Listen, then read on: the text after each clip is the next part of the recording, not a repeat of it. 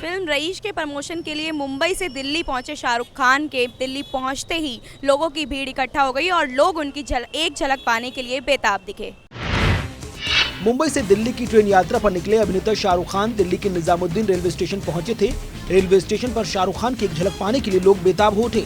शाहरुख खान अपनी आगामी film rice के प्रमोशन के लिए मुंबई से दिल्ली ट्रेन के जरिए आए। शाहरुख खान मुंबई से शाम करीब 5:45 बजे दिल्ली के लिए रवाना हुए।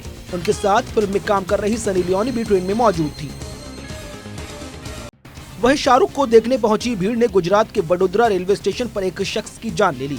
वडोदरा स्टेशन पर भगदड़ मचने से जिस फरीद खान की जान चली गई, वो अपने रिश्तेदार को स्टेशन छोड़ने आया था। दरअसल भारी भीड़ को देखते हुए पुलिस को लाठीचार्ज करना पड़ा, जिसके बाद मची भगदड़ में फरीद की जान चली गई। फरीद खान की मौत पर शाहरुख ने अपने गहरे गम का इजहार किया। शाहरुख ने कहा कि मैं फरीद खान की मौत से बेहद दुखी हूँ। वडोदरा में मौजूद क्रिकेटर इरफान खान और उनके भाई यूसुफ खान को मैंने फरीद खान के परिवार की हर मुमकिन मदद करने को कहा है। जिस तरह से शाहरुख खान इस फिल्म का प्रमोशन कर रहे हैं, उन्हें देखकर यही लगता है कि उन्हें इस फिल्म से बेहद उम्मीदें हैं। कैमरा पर्सन हरीश के साथ मैं हिमांशी उपाध्याय, JK 24/7 न्यूज़, दिल्ली।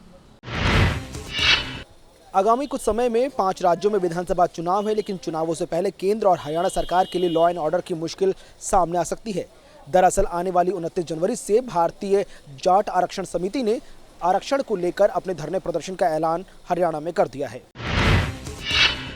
हरियाणा में आरक्षण को लेकर 29 जनवरी से जाटों का आंदोलन फिर शुरू होने की संभावना के मद्देनजर हरियाणा सरकार ने राज्य में 7000 होमगार्ड की तैनाती के अलावा केंद्र से अर्धसैन्य बलों की 55 कंपनियों की मांग की है। पहले हुई इसी प्रकार के आंदोलन में 30 लोगों की मौत हो गई थी और संपत्ति को भारी नुकसान हुआ। जाट समुदाय के संगठनों ने मनोहर लाल खट्टर सरकार पर आरक्षण की उनकी मांग पूरी नहीं करने का आरोप लगाते हुए राज्य में 19 जिलों में फिर से विरोध प्रदर्शन करने की धमकी दी है। इन 19 जिलों में रोहतक, सोनीपत, भिवानी, कुरुक्षेत्र, महेंद्रगढ़, पानीपत, हिसार, जिंद, कैथल एवं फतेहाबाद शामिल है। अखिल भारतीय जाट आरक्षण संघर्ष समिति प्रमुख यशपाल मलिक ने सोमवार को PTI भाषण से कहा, हम अन्य पिछड़ा वर्ग दर्जा हासिल करने के लिए व्यक्तिगत स्तर पर कई गाँव में पिछले 11 महीने से पंचायत आयोजित कर रहे हैं। पिछली बार जिस तरह से जाट आरक्षण को लेकर पूरे हरियाणा में कोहराम की स्थिति बनी, कई जगहों पर जान माल का नुकसान हुआ और कई जगहों पर तोड़फोड़ की गई, उसके बाद से हरियाणा सरकार इस वक्त चौकस है और यही वजह है कि आने वाले वक्त में 7000 होमगार्ड्स के साथ साथ अतिरिक्त जो बल है वो तैनात हरियाणा में किया जाएगा। वहीं उन्होंने कहा, हरियाणा एवं केंद्र में भाजपा सरकार ने पिछली बार हमारे साथ धोखा किया और हमसे झूठे वादे भी किए ताकि हम आंदोलन रोक दें। उन्होंने निजी एवं सरकारी संपत्ति को नुकसान पहुंचाने के फर्जी मामले में हमारे युवाओं को निशाना बनाया। आंदोलन की योजनाओं के मद्देनजर हरियाणा सरकार ने केंद्र अर्धसैन्य बलों की 55 कंपनियों की मांग की है और राज्य में 7000 होमगार्डों की प्रतिनियुक्ति के लिए कॉल आउट नोटिस भी जारी किए हैं। जाट आरक्षण समिति का साफ कहना है कि पिछली बार हरियाणा सरकार के साथ साथ केंद्र सरकार ने उनसे वायदा किया था कि जाटों को आरक्षण दिया जाएगा, लेकिन अब तक ये वायदा नहीं पूरा किया गया। लिहाजा वो तमाम पंजाब के साथ साथ यूपी के राज्यों में जाएंगे और केंद्र और बीजेपी के खिलाफ न सिर्फ प्रदर्शन करेंगे बल्कि हरियाणा में भी एक बार फिर से उग्र आंदोलन देखा जाएगा। देखना दिलचस्प ये होगा कि इस आरक्षण के नाम पर जो आंदोलन की चेतावनी जाट आरक्षण समिति ने दी है, इसको किस तरह से मनोहर लाल खट्टर सरकार टैकल करती है। कैमरा पर्सन हरीश के साथ मैं कुणाल गोस्वामी, नई दिल्ली। भारत हमेशा से अपनी सुरक्षा को लेकर अलर्ट रहता है और अपने सुरक्षा इंतजामात पर पैनी नज़र रखता है। भारतीय सुरक्षा एजेंसी ने खुलासा किया है कि पाकिस्तानी खुफिया एजेंसी ISI भारत के खिलाफ किसी आतंकी हमले की साजिश कर रही है।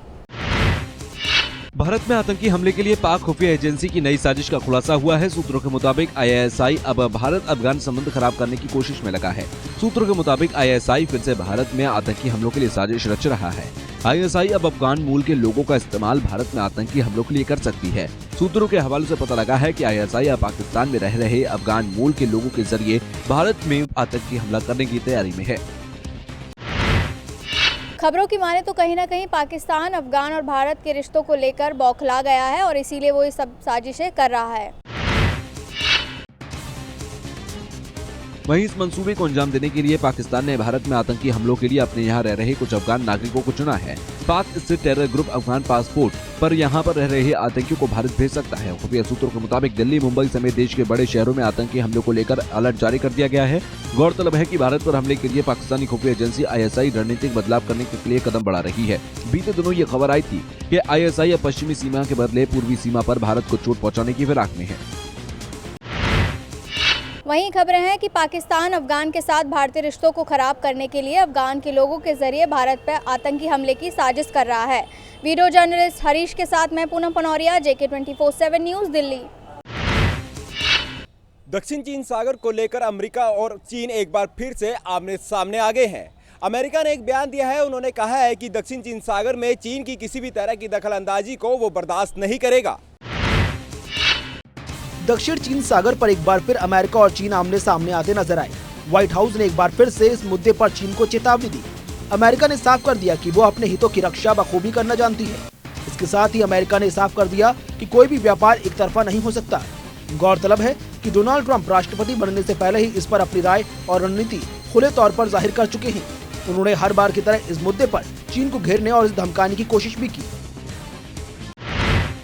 हालांकि दक्षिण चीन सागर में चीन लगातार अपना इस पर अधिकार समझता रहता है और इसी को लेकर चीन की कई बार सेनाएं भी वहां पर दिखी गई हैं। तो इसी को लेकर अमेरिका ने ये साफ कर दिया है कि यहां पर किसी भी तरह के व्यापार को वो बर्दाश्त नहीं करेगा और ये एक अंतर्राष्ट्रीय सीमा है जिस पर सभी देशों का एकाधिकार है। वहीं इस मुद्दे पर ट्रंप के कड़े तेवर के बाद प्रवक्ता सीन स्पाइसर ने कहा कि अमेरिका अपने हितों की रक्षा हर हाल में करेगा।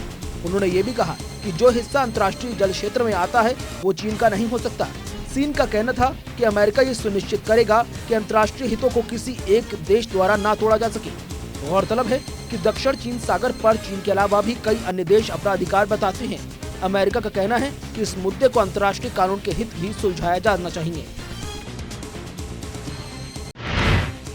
दक्षिण चीन सागर को लेकर अभी तक ये स्पष्ट नहीं हो सका है कि आखिर इस पर किसका एकाधिकार है, लेकिन ये एक अंतर्राष्ट्रीय सीमा है जहां पर सभी देशों का एकाधिकार है। सभी देशों का अधिकार है कि वो यहां पर किसी भी तरह का व्यापार कर सकते हैं। लेकिन चीन जिस तरह से लगातार इस पर अपना एकाधिकार लगाने के लिए सेनाएं भेजता है और इस तरह से जिस तरह से वो जवाब देता रहता है, तो इसको लेकर अब अमेरिका एक तरफ से बिल्कुल सामने आ गया है। डोनाल्ड ट्रंप ने भी जब राष्ट्रपति बने थे तो उन्होंने सीधा तौर पर कह दिया था कि वो दक्षिण चीन सागर को लेकर किसी भी तरह के चीन के सख्त रुख को वो कामयाब नहीं होने देंगे और इसको लेकर वो लगातार चीन का सामना भी करेंगे। JK 24/7 न्यूज़ के लिए प्रकाश फुलारा, दिल्ली से।